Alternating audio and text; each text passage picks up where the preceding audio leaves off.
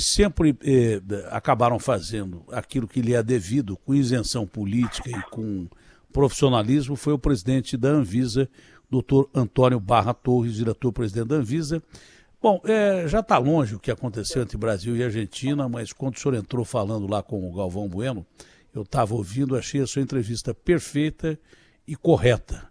O que a FIFA pensa não me interessa, mesmo porque a FIFA foi colocada já sub júdice várias vezes com atuações de corrupção, com funcionários seus tidos como corruptos e daí por diante. O que a Conmebol pensa, menos ainda, porque tinha um monte de ladrão lá dentro, e eu não sei se ainda tem, mas não me interessa o que a Conmebol pensa.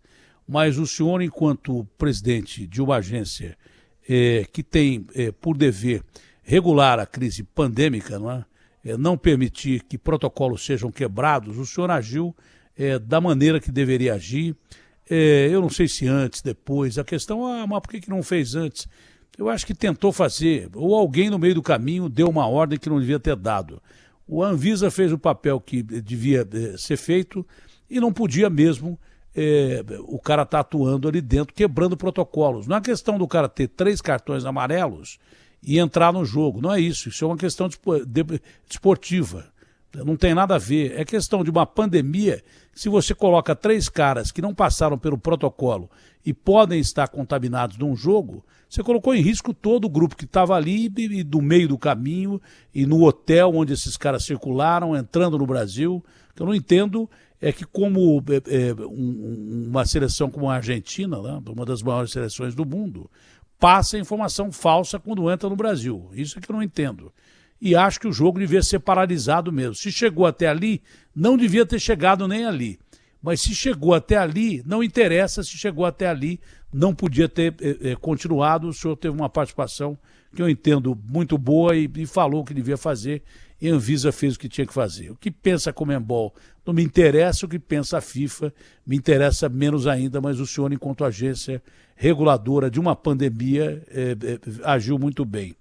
Agora, vamos ao que interessa agora, que eu não vou falar de seleção argentina nem de seleção brasileira agora. Como é que ficou o acordo, presidente, com o Butantan sobre os 12 milhões de lotes bloqueados da Coronavac? É isso que interessa, é daqui para frente. Pois não, comandante, é um prazer falar com o senhor sempre. Bom dia, Datena. O prazer é nosso. Mais uma vez, o agradecimento à Rádio Bandeirantes pela oportunidade que é concedida à Anvisa. Datena, a questão pontual que você trata é a certificação de um local de envase de vacina, de imunobiológico, que será injetado no braço de milhões de brasileiros para produzir um efeito benéfico, para produzir defesas contra o agente agressor, que é o coronavírus. Então, isso é muito sério, isso é um tema muito sério e, diferentemente, por exemplo, de algo muito menos complexo, vamos dar aqui o exemplo, tenho usado muito isso, do automóvel, por exemplo. O automóvel ele pode ser fabricado em Manaus, pode ser fabricado no ABC, em São Paulo, e ele é um automóvel daquela marca, do mesmo modelo, e pouco vai importar se ele foi fabricado num lugar ou em outro. Com medicamentos e com vacinas, não é assim. Esses locais precisam ser inspecionados e certificados por autoridade competente. Então, o que buscamos, nesse caso concreto, é obter essa certificação e ela virá de 2 caminhos. Ou o próprio Instituto Butantan, em contato com a Sinovac, obterá certificação de agência internacionalmente acreditada para apresentar à Anvisa, ou nós enviaremos, como disse antes, inclusive, nenhuma hipótese descartada, podemos enviar uma equipe nossa até a China para efetuar a inspeção e esperamos logremos êxito na certificação desse local de invase. Então, é isso que tem que acontecer. Não é uma etapa burocrática, conforme alguns querem dizer. É algo que foi feito com todas as outras vacinas.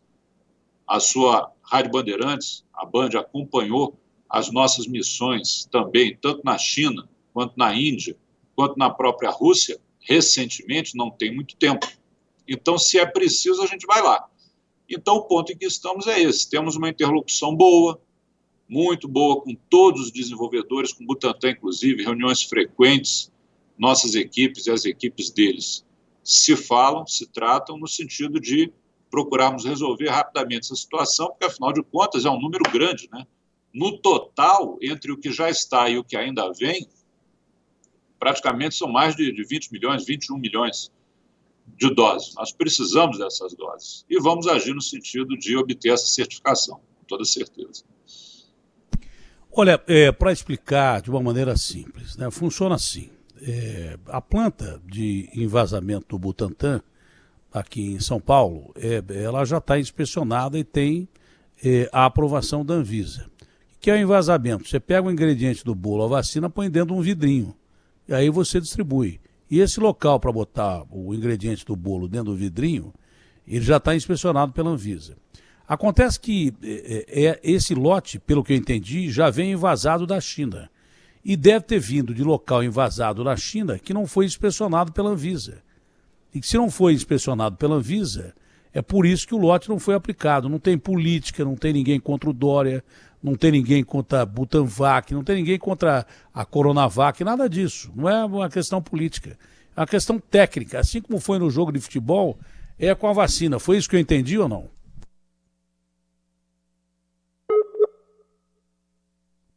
Acho que caiu a linha. Na sua explanação, está perfeito. Então, a sequência é exatamente essa aí. Aqui no Brasil, já inspecionamos. Então, o que é produzido aqui no Brasil está totalmente dentro da norma, está correto, está seguro. Esses lotes vêm de fora.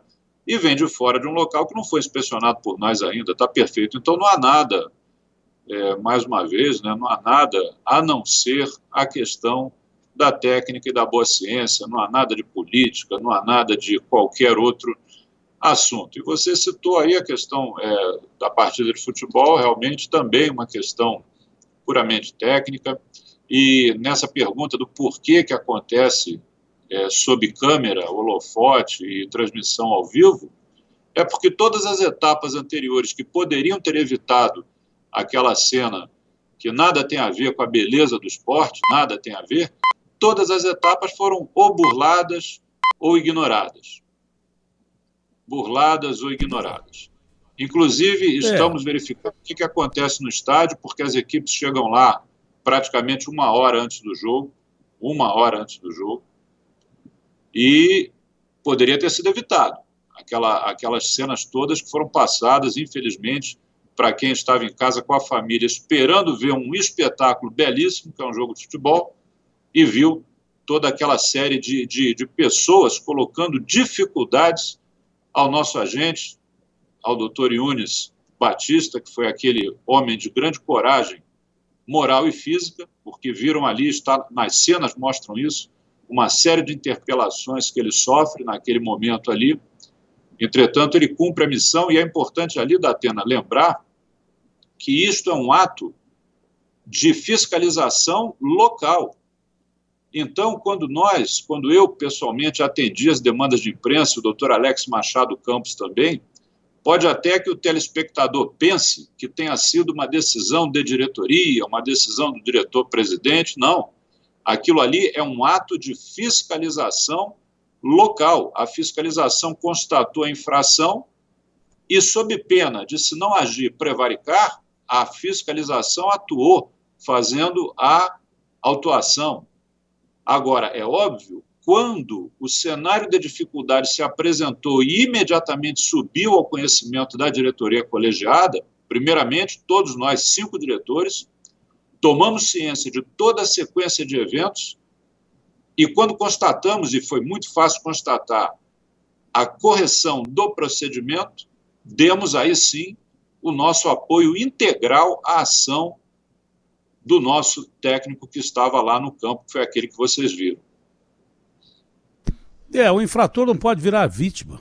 Os caras mentiram desde que chegaram no Brasil. E depois, quando avisados que os caras não podiam jogar, burlaram a lei.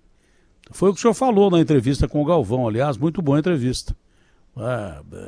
Ficou bem claro ali que quem não cumpriu o protocolo, quem não cumpriu as determinações da Anvisa, depois de descoberta a farsa, foi a Argentina. Ele falou, olha, como é que eu vou acreditar que gente de boa fé vá descumprir uma ordem que é soberana? É lei é lei, pronto, acabou, não pode, acabou. Descobrimos que vocês foram pegos da mentira, então vocês não podem levar esses jogadores para o estádio, eles têm que ser mantidos no hotel e deportados, e acabou, pronto, acabou. Se a Argentina faz isso, teria jogado normalmente, não fez, provocou. E quando perguntado pelo Galvão, falou, eu acreditei em gente de boa fé.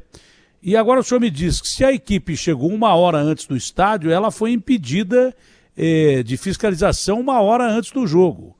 Então isso poderia ter sido feito 1 hora antes do jogo, ou a Argentina aceitava não entrar com aqueles jogadores, 3+1 que ficou na arquibancada, e eles voltavam para o hotel imediatamente, sob escolta da Anvisa, de polícia, sei lá o quê, da Polícia Federal, ou simplesmente não teria o jogo. Teria sido evitado e alguém deu uma carteirada ali que permitiu que os argentinos entrassem em campo. Se a Anvisa estava lá 1 hora antes do jogo, a fiscalização da Anvisa não tinha interesse de aparecer nos holofotes, tinha interesse de falar lá no vestiário que aqueles jogadores não podiam participar do jogo. Eu estou errado até aí ou não? Não, está correto, Datena. Agora, quando nós citamos a questão do aproximadamente 1 hora antes do início da partida, nós estamos aí focando apenas digamos assim, no período de tempo último, o último, antes das cenas lamentáveis que nós vimos. Mas é importante lembrar que o posicionamento da vigilância sanitária já estava claro e patente 1 dia, pelo menos, antes. E eu vou me reportar ali à tarde de sábado, o jogo era domingo. Então vamos voltar à tarde de sábado numa reunião que o nosso portal da Anvisa tem o relato completo dessa reunião tornado público, qualquer cidadão acessa e lê o que aconteceu naquela reunião e quem estava presente, e ali ficou muito claro o posicionamento da Anvisa em relação aos fatos ocorridos. Então, ninguém pode alegar ignorância, eu não sabia.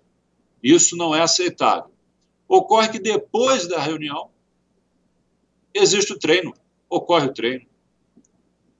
Na manhã de domingo não nos restava outra coisa a não ser fazer o acionamento da Polícia Federal para que tudo aquilo que foi descumprido até a manhã de domingo fosse, então, finalmente cumprido. Então, em que pese a questão de chegar 1 hora antes no estádio é impactante, mas, na verdade, existem outras horas, mais de 24, pelo menos, de descumprimento para trás, e com a ciência de todos os entes envolvidos.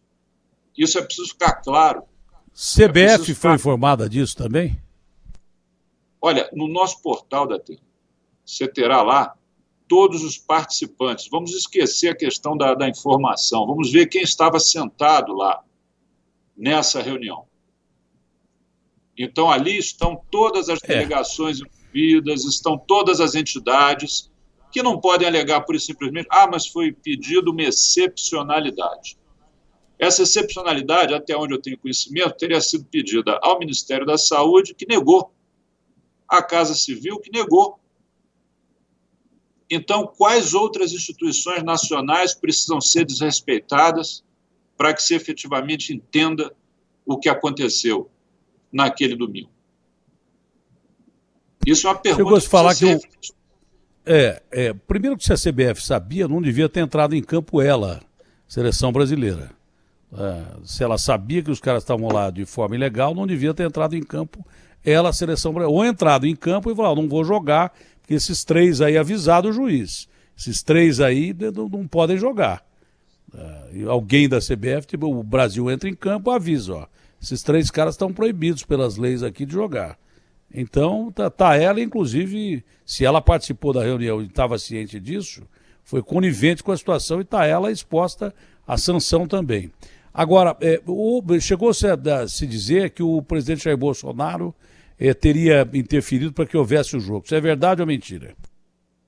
Não, desconheço qualquer interferência de quem quer que seja no sentido de ter havido o jogo ou deixado de haver. Até porque, isso é uma outra coisa que algumas pessoas, eu ouvi algumas manifestações, né, tenho ouvido algumas manifestações, colocando na responsabilidade da Anvisa a não ocorrência do jogo, a interrupção da partida, a não ocorrência do jogo.